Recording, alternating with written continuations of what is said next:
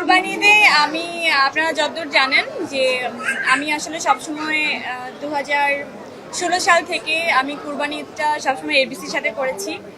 বিগত 3 বছর অথবা 4 বছর মেবি, এই বছর নিয়ে 4 বছর হবে হয়তো, আমি এবিসিতে কুরবানি দিচ্ছি না বা এবিসিতে কুরবানিটা করতেছি না। এটা নানা কারণ আছে, সেগুলো আসলে পাবলিক এখনো ক্লিয়ার। আমি চাই এফডিসিতেও কুরবানিটা হোক সবার সাথে, আমার সহশিল্পীরা যারা আছেন, যাদেরকে আপনারা দুস্থ বলে গণ্য করেন, আমি চাই যে তাদেরও কুরবানিটা হোক, উৎসব মুখর হোক, আমি থাকি আর না থাকি।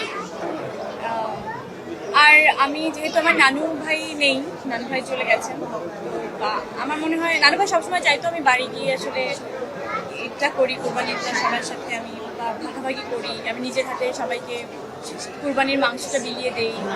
আমার সেই জায়গা থেকেই আসলে আমি তো অনেক বছর, প্রায় 8-9 বছর আমি বাড়িতে যাইনি শুধু এফডিসির জন্য।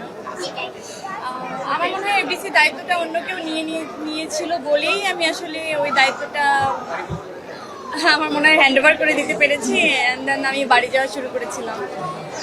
যাই হোক, আমি জানি না কতটুকু কোনটা কিভাবে আমি সুন্দর করে পারছি, কিন্তু আমি চেষ্টা করছি ঈদটাকে উৎসব মুখর করার, এবং ঈদ যেহেতু আনন্দ এবং খুশি বয়ে আনে, আমি চাই সবার মুখে হাসিটা থাকুক এবং সেই অন্তরে সেই খুশিটা থাকুক।